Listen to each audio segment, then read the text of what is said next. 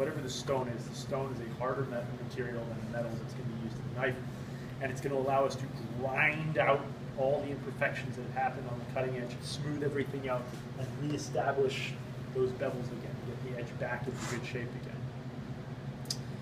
People have different preferences for different things. There's stones that are lubricated with water. There's stones like this which are lubricated with oil. I like this one because this is what I learned on way back when, so it's what I'm comfortable with. All of them work. There's nothing wrong with any of them. All of them are fine. It's simply a matter of preference. This is what they call a tri-stone. It has 3 different stones on it. There's an extremely coarse grit stone here, sort of medium grit stone here, and the one on the top is a fine grit sort of stone. If you're going to culinary school and your grandmother says, "Here, you're going to school, take my knife," she's used it as a can opener for the last 50 years, then you got to start on the coarsest setting and you work your way up. Sharpening is not something you do every day. You do it as necessary, as needed. And this is a difficult question sometimes. People are like, how often should I sharpen my knives? It really matters on how much you use your knives.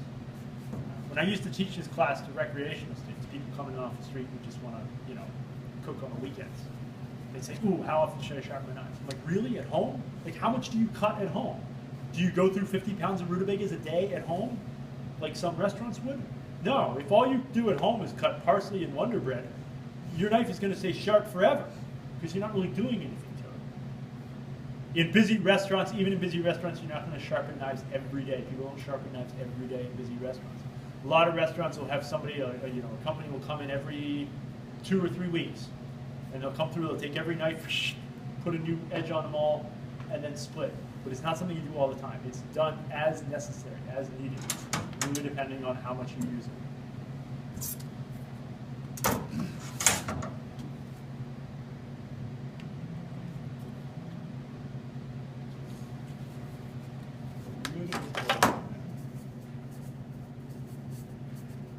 The whole idea, if I want to sharpen the blade, because this is a Western style chef's knife, I want to make sure I get those bevels on both sides realigned.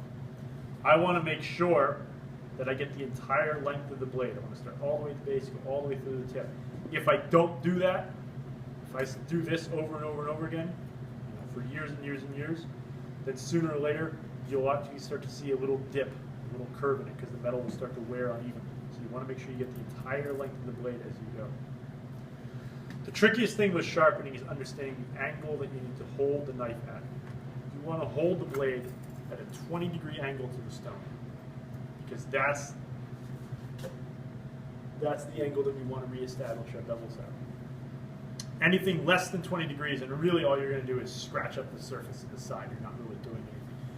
More than 20 degrees, and you're doing more harm than good. You're actually grinding the edge down, flattening it down, damping it on the top. 20 degrees right there. I do not need to crush it into the stone. I just need to hold it firm, nice gentle pressure. And it's almost like I'm going to try and slice into the stone as I go across.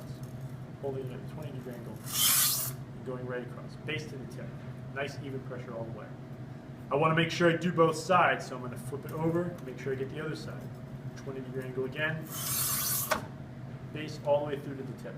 Making sure that I have nice, even pressure as I go.